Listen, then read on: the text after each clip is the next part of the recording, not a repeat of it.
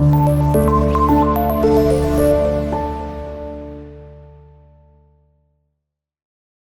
वालेकुम dear students, आज जो टॉपिक स्टार्ट करने जा रहे हैं chapter number 3 cellular and sub cellular organelles, उसका आर्टिकल है mitochondria. Dear students, basically mitochondria हमारे पास एक ऑर्गेनेली ही है सेल के अंदर और बहुत इंपॉर्टेंट ऑर्गेनेली है। किस तरह से अगर हम बात करें ना माइटो की, तो जो वर्ड माइटो है ना, इसका मतलब होता है थ्रेड्स, और जो कॉन्ड्रिया होता है इसका मतलब होता है ग्रेन्यूल्स, मतलब कि छोटे छोटे दानानुमा स्ट्रक्चर्स होते हैं।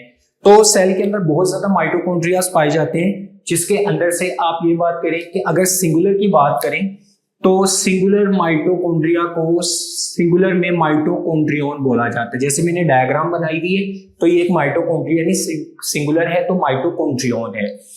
अब ये जो अगर हम इसकी शेप की बात करें तो ये रोड शेप ऑर्गेनेलीज है। रोड शेप का मतलब जिसकी शेप है रोड लाइक होगी, जैसे ये एक रोड शेप ऑर्गेनेली है, ठीक है। उसके बाद अगर हम बात करें ना इसके फंक्शन की, तो power generators of the cell, cell के अंदर जितनी भी एनर्जी है वो सारी की सारी प्रोवाइड किसने करनी है, जनरेट किसने करनी है, माइटोकॉन्ड्रिया ने। सर उसके बाद अगर हम मेम्ब्रेन्स की बात करें तो माइटोकॉन्ड्रिया जो है ये डबल मेम्ब्रेन बॉन्डेड ऑर्गेनेली है, जिसमें दो मेम्ब्रेन्स पाई जाएंगी, और ये प्रोकैरियोट्स में नहीं होती, क्योंकि आपको पता है कि प्रोकैरियोट्स में मेम्ब्रेन बाउंडेड ऑर्गेनेलीज प्रेजेंट नहीं होती। स्टूडेंट, दो मेम्ब्रेन्स हैं। अब उसके बाद वो ये बात कर रहे हैं कि दो मेम्ब्रेन्स के दरमियान में एक स्पेस होती है, ठीक हो गया। अब उसका यानी कि आप उसको कह सकते हैं इंटर मेम्ब्रेन स्पेस, जैसे कि दो न्यूक्लियर मेम्ब्रेन के दरमियान में स्पेस थी जिसको पेरी न्यूक्लियर स्पेस बोला जा रहा था। तो यहाँ पर देखें, अगर आप बात करते हैं इसकी मेम्ब्रेन्स की, तो ये इसके अंदर जो ब्लैक कलर की है, this black membrane, this is outer membrane,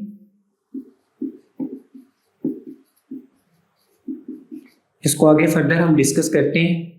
और ये जो ब्लू कलर की आपको नजर आ रही है, दिस इज इनर मेम्ब्रेन।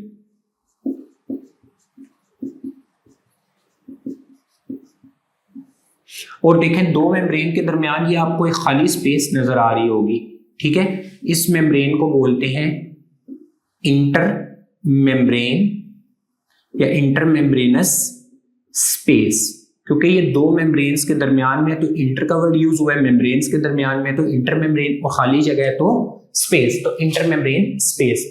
अब वो ये बात कर रहे हैं कि इसके अंदर जो इनर मेम्ब्रेन है ना, इसके नीचे वाली साइड पे एक खास किस्म का लार्ज स्पेस या लार्ज एरिया मौजूद होता है, उसको बोलते हैं इंटरनल मैट्रिक्स। जैसे ये आपको ब्लू कलर की इनर मेम्ब्रेन नजर आ रही है, इसके अंदर जो सारा एरिया है, ठीक है, वो खाली एरिया है, इसको आप इंटरनल या इनर मैट्रिक्स भी बोल सकते हो। मैट्रिक्स बायोलॉजी में किसी भी ऐसी स्पेस को बोलते हैं जहां पर बहुत ज्यादा केमिकल या बायोकेमिकल रिएक्शंस अकर करते हैं, तो उसको मैट्रिक्स बोला जाता है। तो इनर मेम्ब्रेन के नीचे वाली साइड पे, ये इनर मेम्ब्रेन है, इसके अंदर या नीचे वाली साइड पे जो स्पेस है इसको बोलते हैं, काफी बड़ी स्पेस होती है, इसको बोलते हैं इंटरनल या मैट्रिक्स। सो अब वन बाय वन हम आउटर इनर मेम्ब्रेन को डिस्कस करते हैं। आउटर मेम्ब्रेन बेसिकली क्या है, आउटर मेम्ब्रेन की अगर हम मोर्फोलॉजी देखें तो ये स्मूथ होती है। तो ये आपके पास ब्लैक कलर की आउटर मेम्ब्रेन है, सारी की सारी आउटर मेम्ब्रेन बिल्कुल स्मूथ है, उसके अंदर किसी किस्म की बम्पीनेस या रफनेस मौजूद नहीं है। अब ये एक्ट लाइक अ सीव, सीव बोलते हैं कोई भी ऐसा स्ट्रक्चर जो चीजों को फिल्टर करे, जैसे छाननी होती है, जैसे आटा वगैरह जो है वो फिल्टर आउट करते हैं, तो उसको वो सीव लाइक स्ट्रक्चर है। तो ये सीव के तौर पे एक्ट करती है, और सीव के तौर पे एक्ट करके filtering out molecules that are too big, जो बहुत बड़े मॉलिक्यूल्स हैं उनको फिल्टर कर देती है, ठीक हो गया। मतलब कि उनको पास आउट करने नहीं देती, small molecules easily pass out कर जाते हैं। और अगर हम इनर मेम्ब्रेन की बात करें तो हाईली कॉन्वोल्यूटेड है। कॉन्वोल्यूटेड का मतलब होता है ऐसी चीज जो बलदार हो, जिसमें बल मौजूद हो, ठीक है। तो अब देखें यहाँ पे आपको ब्लू कलर की इनर मेम्ब्रेन नजर आ रही है, इसमें क्या है, कन्वर्जेंस है, बहुत ज्यादा बल है, ठीक है। तो ये इसकी मॉर्फोलॉजी है। अब ये जो इनर मेम्ब्रेन है ना, ये बहुत ज्यादा फोल्डिंग्स बनाती है। देखिए यहाँ पर एक वर्ड यूज हुआ है, फोल्डिंग्स नहीं है, वो इन फोल्डिंग्स है। वो बलदार तो है, बट जो उसकी फोल्डिंग्स बन रही है ना, ये देखिए, ये दिस वन वो फोल्डिंग ना अंदर वाली साइड पर बन रही है, तो वो इस वजह से वर्ड यूज हुआ है इन फोल्डिंग्स। तो उन इन फोल्डिंग्स, ज्यादा सारी इन फोल्डिंग्स है तो उनको बोलेंगे क्रिस्टी, और अगर सिंगल इन फोल्डिंग है तो उसको बोलेंगे क्रिस्टा, ठीक हो गया। सिंगुलर में इसको एस फॉर सिंगुलर और सिंगुलर में इसको बोलते हैं क्रिस्टा। और ये स्टूडेंट्स देखें ये काम क्या करती है, इंक्रीज द सरफेस एरिया। इसकी एग्जांपल इसी तरह ले लेंगे, लेट्स सपोज मैंने एक धागा लिया वो स्ट्रेट है और दूसरी तरफ मैंने धागा ले लिया उसको मैंने फोल्ड करके दिखाया। देखिए दोनों की लेंथ तो यहाँ पे आपको सिमिलर नजर आ रही है, बट धागे का जो वॉल्यूम है वो इस सेकंड वाले के अंदर क्या है, ज्यादा, क्योंकि उसके अंदर क्या बनी हुई है, इनफोल्डिंग्स बनी हुई है। इसी तरह जैसे आप बैग में कपड़े, आप अलमारी में कपड़ों को खुला रख दें तो वो ज्यादा जगह घेरेंगे, इसी तरह आप फोल्ड करके रख दें तो वो क्या करेंगे, सरफेस एरिया उसका बढ़ जाएगा। ठीक हो गया। तो इसी तरह ये सरफेस एरिया को बढ़ाते हैं। उसके बाद डियर स्टूडेंट्स सबसे इंपॉर्टेंट और जो आपके लिए न्यू है, data F1 particles. Dear students F1 particles basically क्या चीज है, सबसे पहले तो F का वर्ड जो अर्लियर साइंटिस्ट थे वो यूज करते थे फैक्टर के लिए, फैक्टर 1 पार्टिकल्स। ठीक है। अब वो कहते हैं कि इनर सरफेस जो या इनर मेम्ब्रेन है क्रिस्टी की, knob like extensions into the matrix. अब देखिए यहाँ पर ना जो इनर मेम्ब्रेन है ना, यहाँ पर क्रिस्टी की जो इनर मेम्ब्रेन है ये क्रिस्टी है और ये उसके अंदर वाली साइड पे मेम्ब्रेन है। इसके अंदर कुछ नोब लाइक एक्सटेंशंस होती हैं। नोब की तरह का मतलब आप कील की तरह की कुछ एक्सटेंशंस नजर आ रही हैं, उनको क्या बोलते हैं, मैट्रिक्स के अंदर होती हैं, वो उनको बोलते हैं F1 पार्टिकल्स। ये एक F1 पार्टिकल बना है जिसको मैंने बाहर वाली साइड पर निकालकर यहाँ पर जूम करके दिखाया है, तो this is known as F1 particle. अब स्टूडेंट ये एक चीज याद रखिएगा, एक डिफरेंस मैं आपको बता देता हूँ, आपकी बुक में मेंशन नहीं है। असल में ये जो ऊपर वाला रीजन है दिस वन, ये F1 है, और जो नीचे वाला रीजन होता है ना ये उस मेम्ब्रेन के साथ अटैच हुआ होता है, उसके साथ एंकर हुआ होता है, इसको बोलते हैं F0 पार्टिकल्स। ये डिफरेंस है इसके अंदर जो बुक में मेंशन नहीं है, तो एक्स्ट्रा आपको बता दी ये इंफॉर्मेशन। ओके डियर स्टूडेंट्स आगे वो ये बात कर रहे हैं असल में ये पार्टिकल्स होते क्या हैं। ये पार्टिकल्स कुछ अलग चीजें नहीं है, बेसिकली ये एंजाइम्स ही होते हैं। और कौन से एंजाइम है, एटीपी सिंथेस एंजाइम। ये ऐसे एंजाइम्स हैं जिन्होंने एटीपी की सिंथेसिस करनी है, एटीपी को बनाना है, क्योंकि आपको पता है कि माइटोकॉन्ड्रिया पावर हाउस होती है सेल की, एनर्जी बनानी है, तो एनर्जी बनाने का काम किसका होता है, वो बेसिकली F1 पार्टिकल्स का है, क्योंकि ये एंजाइम्स हैं और ऐसे एंजाइम्स हैं जिन्होंने एटीपी को सिंथेसाइज करना है। एटीपी सिंथेस एंजाइम्स ही F1 पार्टिकल्स है।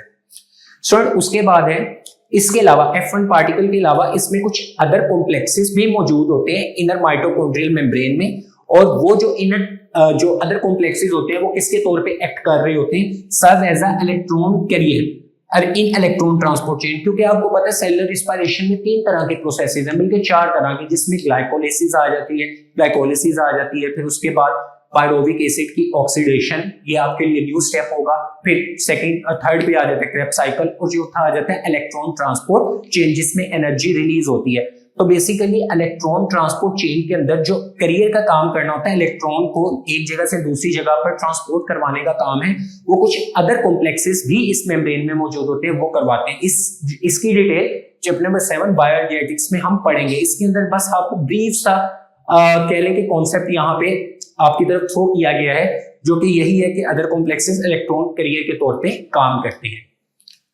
उसके बाद है कि बाकी सेल्स के अंदर जितनी भी ऑर्गेनेलिज होती हैं, माइटोकॉन्ड्रिया उन सब ऑर्गेनेलिज से थोड़ा डिफरेंट होता है। ठीक है, डिफरेंस किस सेंस में है, ये जो है इस सेंस में डिफरेंट है क्योंकि ये यूकैरियोट्स में पाई जाती है, बट इसका जो डीएनए है वो बिल्कुल similar to the prokaryotic cell के डीएनए की तरह होता है। ठीक हो गया।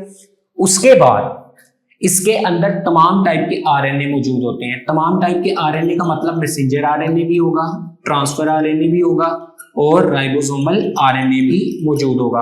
और इसके अंदर जो राइबोसोम्स पाई जाती हैं उनकी अगर स्वेडबर्ग वैल्यू देखें तो वो 70s है, जो कि रिलेट करती है या बिल्कुल सिमिलर है प्रोकैरियोटिक राइबोसोम्स के, जो कि भी क्या था 70 स्वेडबर्ग था।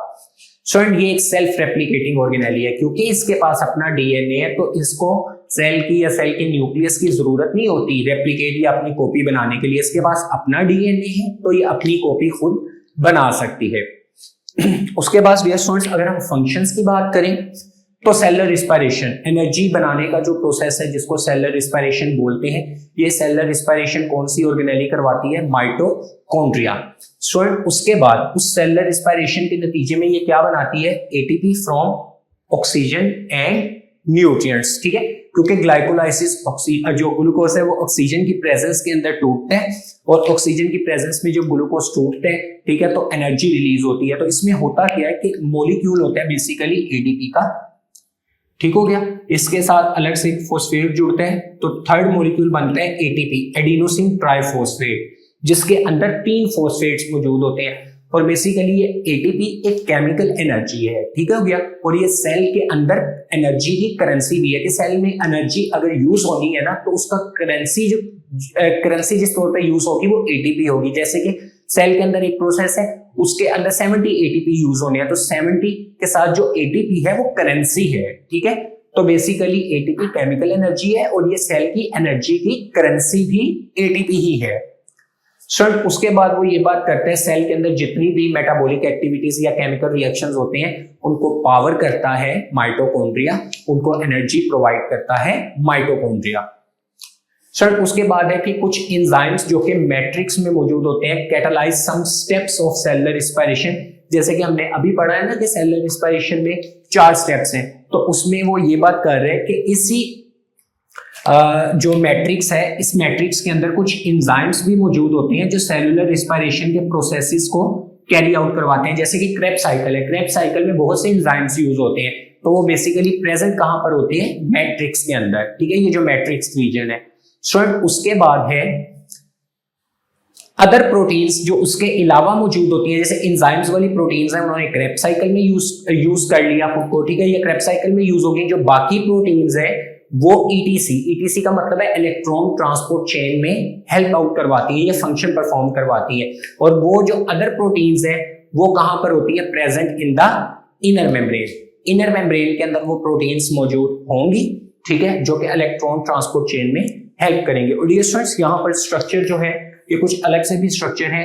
जैसे ये स्ट्रक्चर आपको जो स्ट्रैंड लाइक स्ट्रक्चर है ये इसका डीएनए है, ये ग्रीन जो स्ट्रक्चर है ये बेसिकली इसके राइबोसोम्स हैं।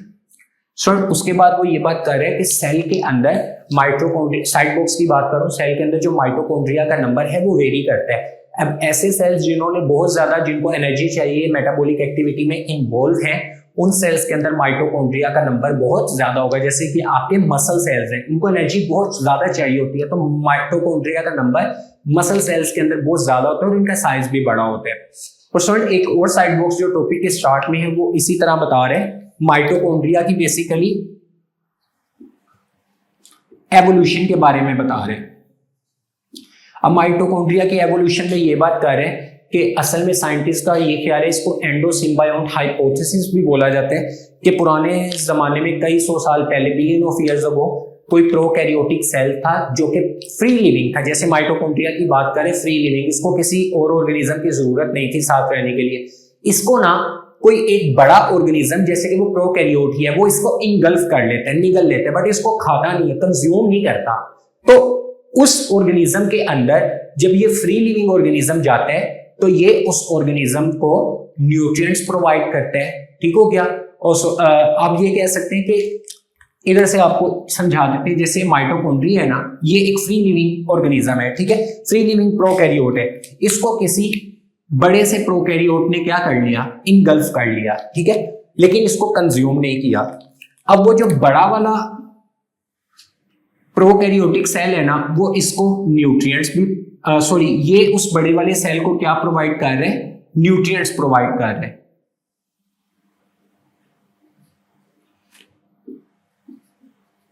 एम्पल न्यूट्रिएंट्स का वर्ड यूज किया गया होगा, और साथ ही साथ ऑर्गेनिजम्स भी प्रोवाइड कर रहे हैं। अब इसका मतलब क्या है कि जो बड़ा वाला सेल है जिसने इसको इनगल्फ किया है लेकिन कंज्यूम नहीं किया, तो वो बड़ा वाला सेल इसको जिंदा रखने के लिए इसको एसेंशियल न्यूट्रिएंट्स भी प्रोवाइड कर रहे हैं, एम्पल ऑर्गेनिजम्स भी प्रोवाइड कर रहे हैं। बदले में ये उसको क्या प्रोवाइड कर रहे हैं, ये जो स्मॉल ऑर्गेनिज्म था ये उसको एनर्जी प्रोवाइड करता है, ये उसको एनर्जी प्रोवाइड करता है। तो इस तरह दोनों सिम्बायोटिक रिलेशनशिप में एक दूसरे के साथ रहती है। तो इस तरह से यूकैरियोटिक सेल इवॉल्व होता है फ्रॉम प्रोकैरियोटिक वन के। इधर प्रोकैरियोटिक दो आपस में मिलकर काम किए, तो इस तरह से ऑर्गेनेलिज जो है वो ओरिजिनेट होती हैं प्रोकैरियोट से। यूकैरियोट सेल भी इसी तरह ओरिजिनेट होता है कि इसके अंदर बहुत ज्यादा जो सेलुलर सिंगुलर स्ट्रक्चर्स होते हैं वो आपस में मिल के रहते हैं और कोऑर्डिनेशन कर रहे होते हैं, एक दूसरे से म्यूचुअलिस्टिक रिलेशनशिप बना होता है उनका। तो dear student, that was all from today's lecture, that was mitochondria. तो होप्स आपको लेक्चर समझ आ गया। और dear students, take care of yourselves. अल्लाह हाफिज।